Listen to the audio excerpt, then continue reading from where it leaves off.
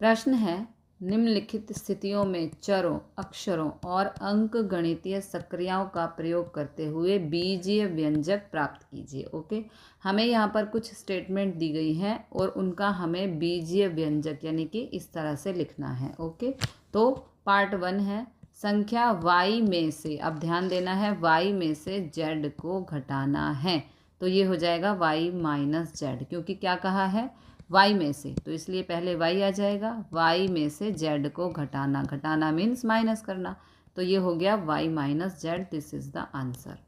Part 2 है संख्याओं x और y के योग का आधा। ओके, संख्याओं x और y के योग यानी कि x और y को करना है प्लस। ओके, योग का मतलब होता है प्लस।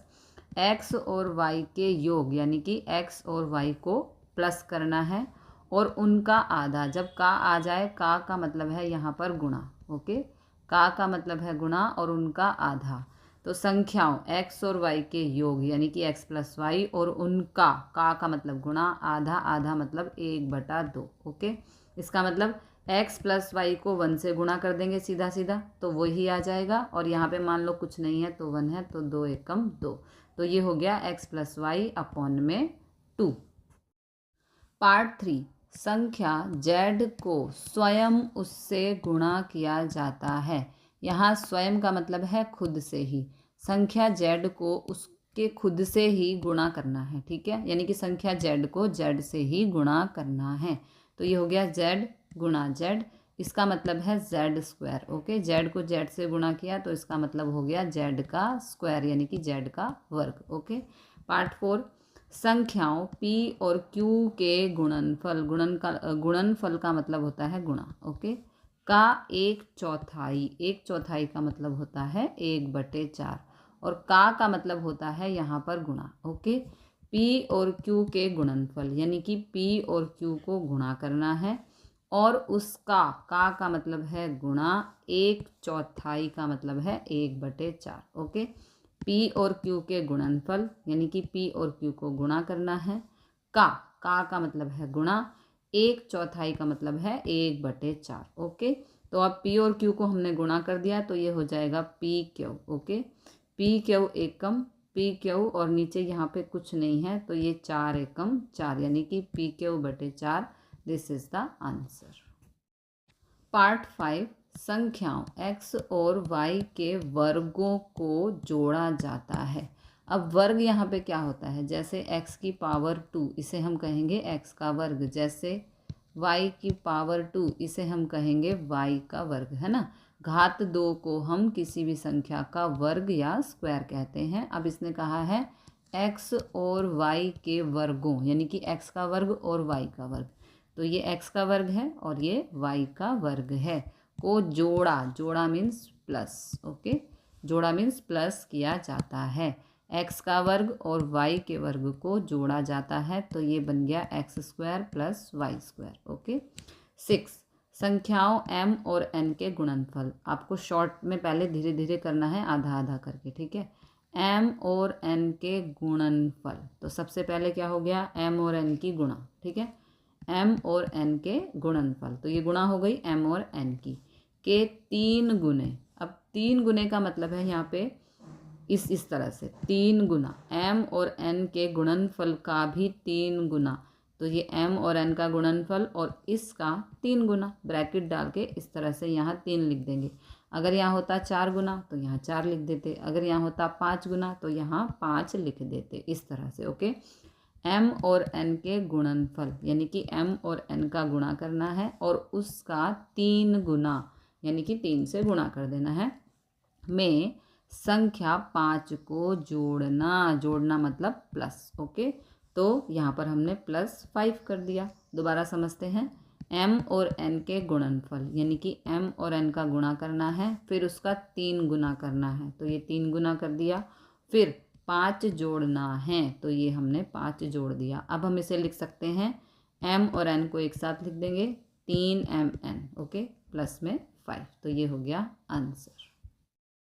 पार्ट 7 10 में से, अब 10 में से कहा है तो पहले हम 10 लिख देंगे। ठीक है, संख्याओं x और y के गुणनफल, यानी कि x और y को गुणा करना है। ठीक है, 10 में से, तो 10 में से 10 पहले लिख दिया। संख्याओं x और y के गुणनफल, यानी कि x और y को गुणा करना है, को घटाना, घटाना मीन्स माइनस। ओके, 10 में से तो 10 लिख दिया। संख्याओं x और y के गुणनफल, ये x और y का गुणनफल है, को घटाना, ये हमने घटा दिया। ठीक है, 10 में से x और y के गुणनफल को घटाना है, तो ये बन गई इक्वेशन। नेक्स्ट, संख्याओं a और b के गुणनफल, a और b के गुणनफल, गुणनफल का मतलब होता है गुणा, तो a और b के गुणनफल को हम लिखेंगे ab। ठीक है, में से, जब में से आ जाए तो पहले हम यहाँ पे माइनस लगा देंगे, और इसने कहा भी है माइनस करना है, घटाना है। संख्याओं a और b के गुणनफल, यानी कि ab, में से उनके योग को घटाना, योग का मतलब होता है प्लस। ठीक है, उनके योग, अब उनके कौन है यहाँ पे, a और b ही है। ठीक है, दूसरी तो कोई संख्या है नहीं, तो संख्याओं a और b के गुणनफल, यानी कि ab, में से उनके योग, यानी कि a प्लस b, इनके योग, इनकी ही बात यहाँ पर हो रही है, a और b की। ठीक है, इनके योग यानी कि a प्लस बी, योग मतलब होता है प्लस। ठीक है, इनके योग को घटाना, संख्याओं a और b के गुणनफल, ये गुणनफल हो गया, में से उनके योग यानी कि प्लस a प्लस बी, ये a प्लस बी हो गया, को घटाना, ये हमने घटा दिया। ठीक है, तो ये बन गई इक्वेशन। प्रश्न 2, निम्नलिखित व्यंजकों में पदों और उनके गुणनखंडों को छांटिए। पदों और उनके गुणनखंडों को पेड़ आरेख द्वारा भी दर्शाइए। इसे पेड़ आरेख कहते हैं। ओके, यानी कि ट्री चार्ट। ओके, तो यहाँ पर पहली इक्वेशन है x-3, इसमें हमें बताना है व्यंजक किसे कहते हैं, पद किसे कहते हैं, और गुणनखंड क्या होता है। ठीक है, तो जो गिवन है उसे हम व्यंजक कहते हैं। अब इसमें दो पद हैं। ठीक है, ये x है और ये -3, ये दोनों अलग अलग पद हैं, तो इन्हें हम इस तरह से पद कहेंगे। पद में क्या क्या आ गया, x और -3, निशान के साथ आपको चलना है। ओके, अब इनके गुणनखंड, यानी कि x के गुणनखंड क्या होंगे, x × 1। ठीक है, तो ये गुणनखंड हो गए, और -3 के गुणनखंड होंगे -1 और 3, इन्हें हम कहेंगे गुणनखंड। तो ये हो गया व्यंजक, फिर इसे ब्रेक करके लिख दिया, ये हो गया पद, और इनके गुणनखंड मतलब कि इसको किससे हम गुणा कर सकते हैं, वो हो गए गुणनखंड। ओके, पार्ट 2 में अगेन हमें ये इक्वेशन दी है, हमें यहाँ पे व्यंजक, पद और गुणनखंड बताने हैं। तो जो गिवन है उसे हम व्यंजक कहते हैं, उसको अलग अलग टुकड़ों में जब हम बांट देते हैं तो उन्हें हम पद कहते हैं। ओके, जैसे 1, फिर ये x और ये x², ये हो गए पद। ठीक है, अब इनके लिखने हैं हमें गुणनखंड, यानी कि 1 को 1 से गुणा कर सकते हैं, ये गुणनखंड हो गया। x को 1 से गुणा कर सकते हैं तो x ही आएगा। अब यहाँ पर है x की पावर 2, यानी कि x का वर्ग, तो x को अगर हम x से गुणा करते हैं तो हमें मिलता है x², इसलिए x² के गुणनखंड हो गए x और x। ओके, पार्ट 3 में हमें ये इक्वेशन दी है, हमें इसमें व्यंजक, पद और गुणनखंड बताने हैं। सिंपल, तो जो गिवन है उसे हम व्यंजक कहते हैं। इसे जब हम टुकड़ों में ब्रेक कर देते हैं, जैसे ये 2 टुकड़े बनेंगे, यानी कि वो हो जाएंगे पद, तो y और -y³ ये हो गया पद। अब y को गुणनखंड y ही रहेगा, और -y3 है। ओके, तो -1, y3 है, इसलिए y 3 बार हम यहाँ पे लिखेंगे, इसका मतलब है -1 गुणा y गुणा में y। ओके, इसको हम इस तरह से लिखेंगे, तो ये हो गए गुणनखंड। ओके, पार्ट 4 में हमें ये इक्वेशन दी है, और अगेन हमें व्यंजक, पद और गुणनखंड बताने हैं। तो जो गिवन इक्वेशन है उसे व्यंजक कहते हैं।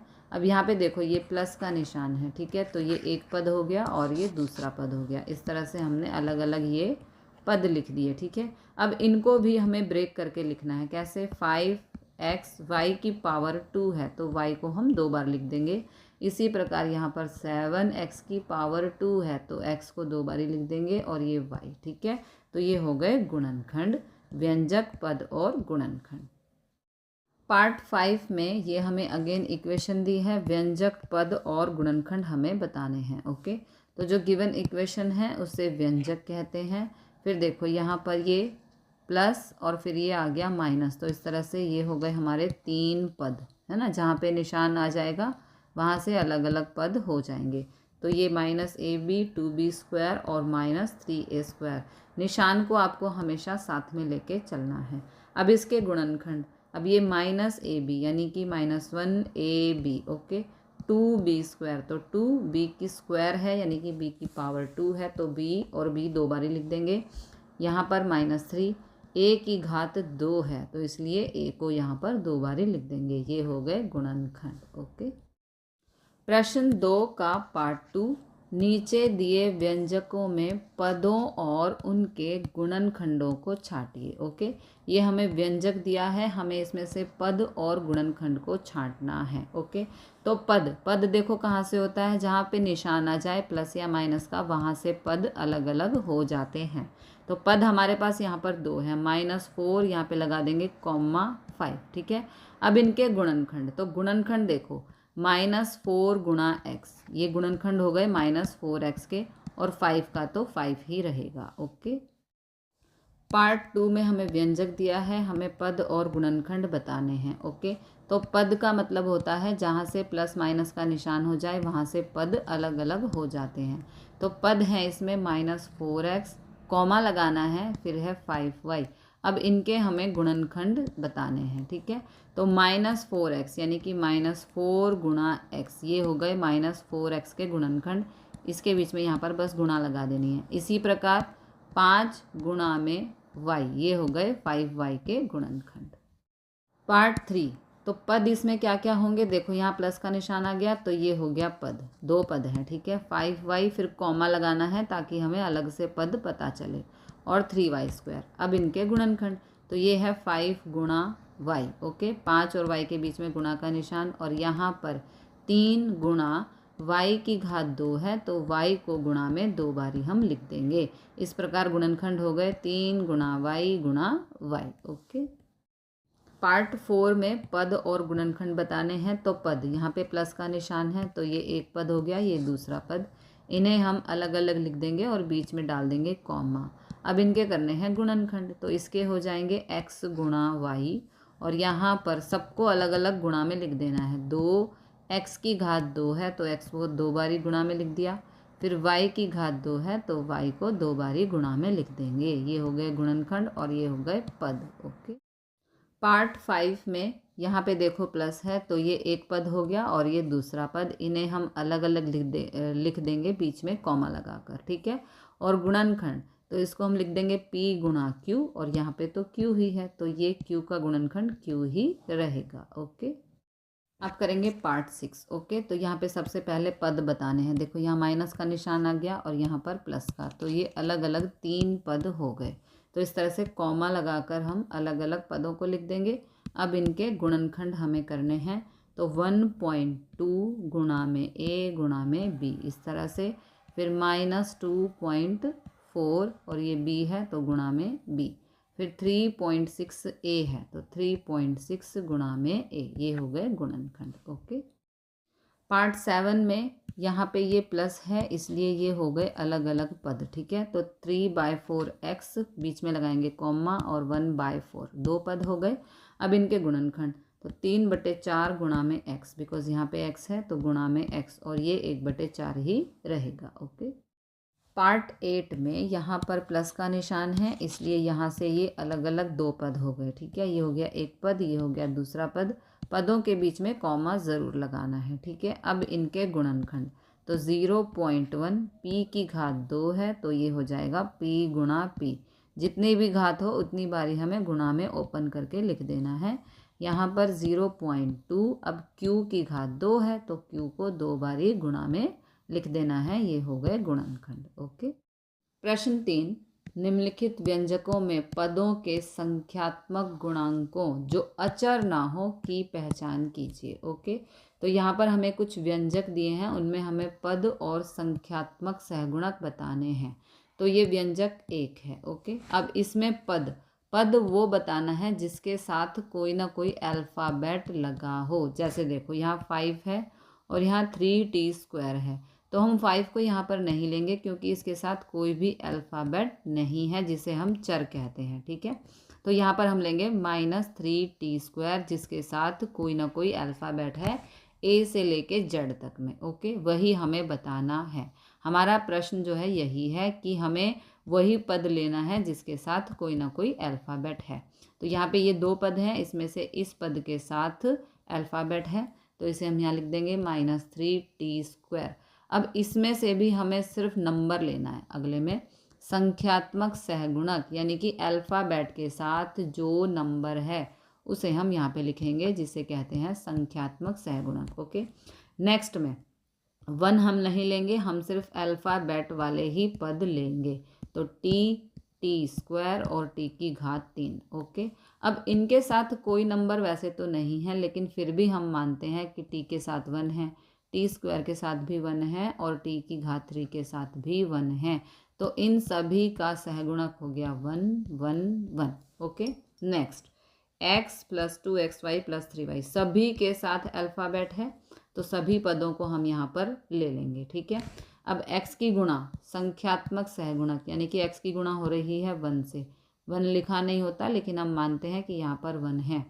xy की गुणा हो रही है 2 से, तो यहाँ पर लिख देंगे। y की गुणा हो रही है 3 से, तो यहाँ पर लिख देंगे। ये है संख्यात्मक सहगुणक यानी कि अल्फ़ाबेट के साथ जो भी नंबर लगा है वो हम यहाँ पर लिख देंगे। ओके, पार्ट 4 में ये व्यंजक है। अब दोनों ही पदों के साथ यहाँ पर अल्फ़ाबेट है, इसलिए हम दोनों ही पद यहाँ पर लिख देंगे। ठीक है, और m के साथ है 100, तो ये हो गया सहगुणक, और n के साथ है 1000, तो 1000 हो गया सहगुणक। ठीक है, नेक्स्ट में यहाँ पर भी अल्फ़ाबेट है और यहाँ पर भी अल्फ़ाबेट है, तो दोनों ही पदों को हम यहाँ पर ले लेंगे। अब p की घात 2 और q की घात 2 के साथ आगे कोई नंबर नहीं है, इसका मतलब है 1, तो इनका सहगुणक हो गया -1। ओके, p/q का सहगुणक हो गया 7, तो यहाँ पर लिख देंगे। ठीक है, अब ये व्यंजक है, इसके साथ भी अल्फ़ाबेट है, इसके साथ भी अल्फ़ाबेट है, तो इन्हें हम अलग अलग यहाँ पे लिख देंगे। ठीक है, a के साथ है 1.2, तो 1.2 हो गया सहगुणक। b के साथ है 0.8, तो 0.8 हो गया सहगुणक। अब यहाँ पर ये सिंगल ही पद है और इसके साथ अल्फ़ाबेट है, तो इसे हम यहाँ पर लिखेंगे। ओके, अब r² के साथ जो नंबर है यानी कि 3.14 वो है सहगुणक, तो इसे हम यहाँ पर लिख देंगे। पार्ट 8 में हमें ये व्यंजक दिया है, तो इसे हम सॉल्व कर सकते हैं। देखो कैसे, 2 से l की गुणा और 2 से ही b की गुणा, तो 2 एकम 2l प्लस आ जाएगा बीच में 2 एकम 2b। ओके, अब ये अलग अलग हो गया, बीच में प्लस का निशान है, तो ये 2 पद हो गए, दोनों के ही साथ अल्फ़ाबेट हैं, तो इसे हम यहाँ पर लिख देंगे 2l और 2b। ओके, अब l के साथ 2 है, तो ये हो गया सहगुणक 2, b के साथ 2 है, तो यहाँ पर भी सहगुणक हो गया 2। ओके, पार्ट 9 0.1y यहाँ पर प्लस है और ये 0.01y3, तो यहाँ पे प्लस है, अलग अलग पद हो गए, दोनों के ही साथ अल्फ़ाबेट हैं, इसलिए दोनों को हम यहाँ पर लिखेंगे। ओके, अब y के साथ है 0.1, तो ये हो गया सहगुणक, y² के साथ है 0.01, तो ये हो गया सहगुणक। This is the answer.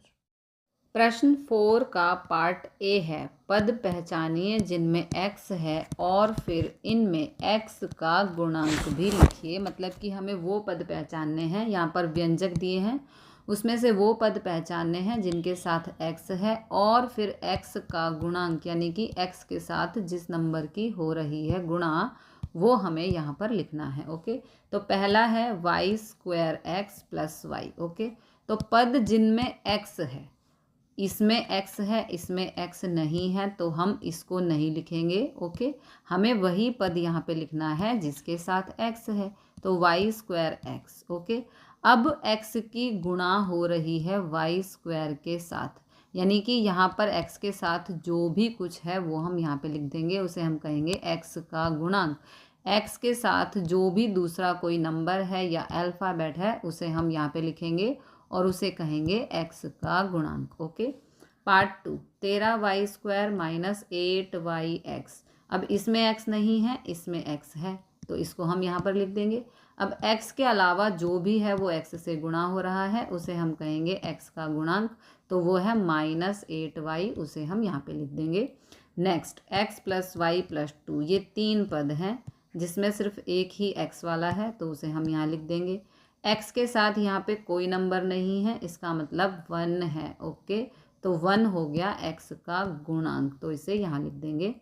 Next 5 + z + zx, ये 3 पद हैं। ओके, सिर्फ इसके साथ ही x है, तो इसे हम यहाँ लिख देंगे। ओके, अब x की गुणा हो रही है यहाँ z के साथ, तो ये हो गया x का गुणांक यानी कि z, तो z को यहाँ लिख देंगे। नेक्स्ट ये अगेन 3 पद हैं और इसमें 2 में x है ना, तो दोनों को यहाँ पे लिख देंगे x और xy। अब इस x के साथ कुछ नहीं है, दैट मीन्स 1 है, तो x का गुणांक हो गया 1। और यहाँ पर भी x के साथ है y, है ना, यहाँ पे x के साथ है y, इसका मतलब x और y की हो रही है गुणा, तो y को यहाँ पे लिख देंगे। यहाँ पर x का गुणांक है y। ओके, नेक्स्ट 12xy² + 25, ये 2 पद हैं, इसमें x है ना, तो इसको यहाँ लिख देंगे। ठीक है, अब x के अलावा जो भी यहाँ पर है उसे यहाँ लिख देंगे, वो कहलाएंगे x के गुणांक। तो x को छोड़ दो, क्या बचा 12y², तो इसको यहाँ लिख दिया, ये हो गए x के गुणांक। नेक्स्ट 7x + xy², ये 2 पद हैं, दोनों में ही x है, तो दोनों को यहाँ लिख देंगे 7x xy²। अब यहाँ पे x का गुणांक है 7, क्योंकि x के साथ है 7, तो यहाँ लिख देंगे। और यहाँ पर x का गुणांक है y², तो y² को यहाँ लिख देंगे। x का गुणांक यहाँ पर y² है। This is the answer. प्रश्न 4 का पार्ट बी, वे पद पहचानिए जिनमें y² है और फिर इनमें y² का गुणांक लिखिए। ओके, हमें यहाँ पे जो पद व्यंजक दिए हैं उसमें से हमें सबसे पहले वो पद निकालना है जिसमें y² है। तो देखो फर्स्ट में ये 2 पद हैं, ठीक है, तो अब इसमें y² वाला इसने बोला है, ठीक है, तो y² है इस पद के साथ, तो इस पद को पहले हम यहाँ पे लिख देंगे, यानी कि -xy²। ओके, उसके बाद उसने बोला है y² का गुणांक यहाँ पे हमें लिखना है, यानी कि y² के साथ जो भी कुछ दूसरा नंबर है वो हमें यहाँ लिख देना है, तो y² के साथ है -x। Okay, next 5y² + 7x, इसमें 2 पद हैं, सबसे पहले हमें वो लिखना है जिसमें y² है, तो 5y²। ओके, अब y² का गुणांक यानी कि y² के साथ जो भी कुछ है वो हम यहाँ पे लिख देंगे, वो हो जाएगा y² का गुणांक। ओके, नाउ पार्ट 3, इसमें 3 पद हैं। ओके, और इसमें y² है और इसमें भी y² है। ओके, तो इन दोनों पद को हम यहाँ पे लिख देंगे। अब गुणांक लिखना है y² का, यानी कि y² के साथ जो भी कुछ दूसरा नंबर है, यहाँ पर है -15x, तो यहाँ लिख देंगे। यहाँ पर है y² के साथ ओनली 7, तो ये यहाँ लिख देंगे। ये हो गया y² का गुणांक। This is the answer. प्रश्न 5, निम्नलिखित व्यंजकों को एक पदी, द्विपद और त्रिपद के रूप में वर्गीकृत कीजिए। ओके, यहाँ पर कुछ व्यंजक दिए हैं, हमें उन्हें एक पदी, द्विपद और त्रिपद के रूप में बताना है। ओके, तो फर्स्ट है 4y - 7z, तो ये 2 पद हैं, पहले इन्हें अलग अलग लिखना है कॉमा लगाकर। ओके, ये 2 पद हैं, पहले कॉमा लगाएंगे ताकि वो अलग अलग पद हमें पता चल सके। तो ये 2 पद हैं, इसे लिखेंगे द्विपद। ओके, नेक्स्ट इसमें एक ही पद है, इसे यहाँ पर लिखना है पद वाले सेक्शन में, और एक पदी बिकॉज इसमें एक ही पद है। फिर नेक्स्ट x + y - xy, ये 3 पद हैं, पहले इन्हें कॉमा लगाकर अलग अलग लिखना है, उसके बाद त्रिपद, क्योंकि 3 पद हैं तो त्रिपद। ओके, नेक्स्ट 100 100, एक ही पद है, एक पदी। नेक्स्ट ab - a - b, अब ये 3 पद हैं। ओके, तो पहले कॉमा लगाकर इन्हें अलग अलग लिखना है, उसके बाद लिखना है त्रिपद, क्योंकि 3 पद हैं। 5 - 3t, ये 2 पद हैं, पहले कॉमा लगाकर अलग अलग लिखना है, फिर लिखना है यहाँ पर द्विपद, क्योंकि 2 पद हैं। ओके, नेक्स्ट 4p² - 4pq², ये 2 पद हैं, पहले कॉमा लगाकर अलग अलग लिखना है, फिर द्विपद। ओके, ये एक पद है तो एक पदी। नेक्स्ट z² - 3z + 8, ये 3 पद हैं, पहले कॉमा लगाकर अलग अलग लिखना है और फिर त्रिपद क्योंकि इसमें 3 पद हैं। नेक्स्ट ए स्क्वायर प्लस बी स्क्वायर, इसमें 2 पद हैं, पहले कॉमा लगाकर अलग अलग लिखना है, फिर द्विपद क्योंकि इसमें 2 पद हैं। जेड स्क्वायर प्लस जेड, पहले कॉमा लगाकर अलग अलग लिखना है, 1 2 द्विपद, इसमें 2 पद हैं इसलिए द्विपद। नेक्स्ट 1 प्लस एक्स स्क्वायर, तो इसमें 3 पद हैं, पहले कॉमा लगाकर अलग अलग लिखना है और फिर यहाँ पे त्रिपद क्योंकि इसमें 3 पद हैं। This is the answer.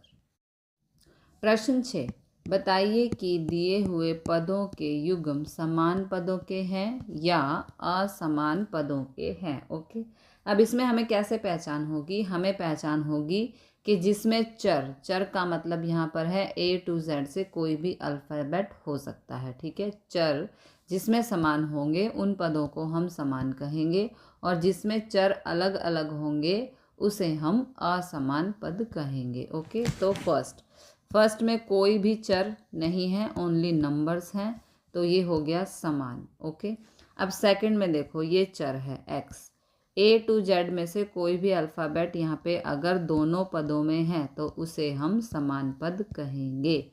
Next, इसमें x है, इसमें y है, तो ये समान चर नहीं है इसलिए ये असमान हो गए। ओके, नेक्स्ट एक्स वाई और वाई एक्स, अब आप देख सकते हो यहाँ पर एक्स वाई है और यहाँ पर वाई एक्स है, इससे कोई फ़र्क नहीं पड़ता है, चाहे हम एक्स वाई लिखें या वाई एक्स, बात बराबर ही है, इसलिए ये हो गया समान पद। नेक्स्ट एम स्क्वायर पी और एम पी स्क्वायर, अब देखो एम पी तो बराबर है, लेकिन यहाँ पे m की घात 2 है, यहाँ पे m की घात 1 है, कुछ नहीं है, दैट मीन्स m की घात 1 है। ठीक है, यहाँ पे p की घात 1 है और यहाँ पर p की घात 2 है, तो अल्फ़ाबेट तो बराबर है लेकिन दोनों की घातें अलग अलग हैं, इसलिए ये समान नहीं है, ये असमान होगा। ओके, क्योंकि घातें अलग अलग हैं बट अल्फ़ाबेट तो सेम ही है, एम पी, लेकिन घातें अलग हैं इसलिए असमान पद होगा।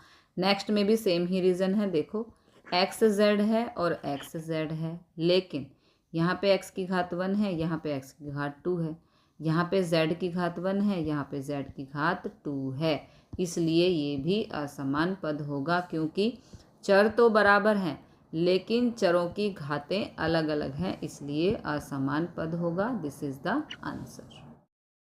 प्रश्न 7, निम्नलिखित में से समान पदों को छांटिए। ठीक है, यहाँ पे बहुत सारे पद हमें दिए हैं, उन्होंने बोला है कि समान पदों को हमें छांटना है और एक साथ लिखना है। ठीक है, अब समान पद क्या होते हैं, मैंने अभी आपको बताया, जिसमें कि अल्फ़ाबेट्स एक जैसे हों और उनकी घातें भी एक जैसी हों, जैसे कि फर्स्ट -xy² और 2xy²। अब देखो एक्स वाई और y की घात 2 है, यहाँ पर भी y की घात 2 है, तो ये हो गए समान पद। ओके, नेक्स्ट वाई एक्स, आपको नंबर नहीं देखना है, ओनली अल्फ़ाबेट्स देखने हैं। ओके, y² और x² y, अब यहाँ पे y है, यहाँ पर भी y की घात 1 है, यहाँ पर भी y की घात 1 है, यहाँ पर x की घात 2 है, यहाँ पर भी x की घात 2 है, तो ये समान पद कहलाएंगे। इसी प्रकार x की 2 समान पद। ओके, y की पावर 1 समान पद, 100x और x की पावर 1 समान पद। ओके, yx और xy, आगे पीछे लिखने से कुछ नहीं होता है, यहाँ पर y की घात 1 है, यहाँ पर भी y की घात 1 है, यहाँ पर भी x की घात 1 है और यहाँ पर भी x की घात 1 है, तो चाहे हम yx लिखें या xy, सेम समान पद कहलाएगा। ओके, नेक्स्ट हमें दिया है दूसरा पार्ट, उसमें भी हमें समान पद अलग अलग लिखने हैं, तो पी क्यू क्यू पी और क्यू पी, आगे पीछे लिखने से कुछ नहीं होता है, ये सभी समान पद कहलाएंगे। ठीक है, पी समान पद, क्यू समान पद, p² q² और ये q² p², p की घात 2 है, p की घात 2 है, q की घात 2 है और q की घात यहाँ पर भी 2 है, आगे पीछे लिखने से कुछ नहीं होता है, ये समान पद ही कहलाएंगे। ये पी क्यू और यहाँ पर सभी की घात समान है, इसलिए समान पद। ओके, ये सिंगल नंबर कांस्टेंट है तो ये समान पद, इनके साथ कोई चर नहीं है। p² पी स्क्वायर, तो ये समान पद। ओके, पी स्क्वायर क्यू और ये क्यू पी स्क्वायर। अब पी क्यू है और पी क्यू है, पी की घात 2 है, पी की घात 2 है, क्यू की घात 1, क्यू की घात 1, तो ये भी समान पद कहलाएंगे। आगे पीछे लिखने से कुछ नहीं होता है, दोनों चर समान हैं और इनकी घातें भी समान हैं, यानी कि पी की 2, क्यू की 1, क्यू की 1, तो ये भी समान पद कहलाएंगे। This is the answer.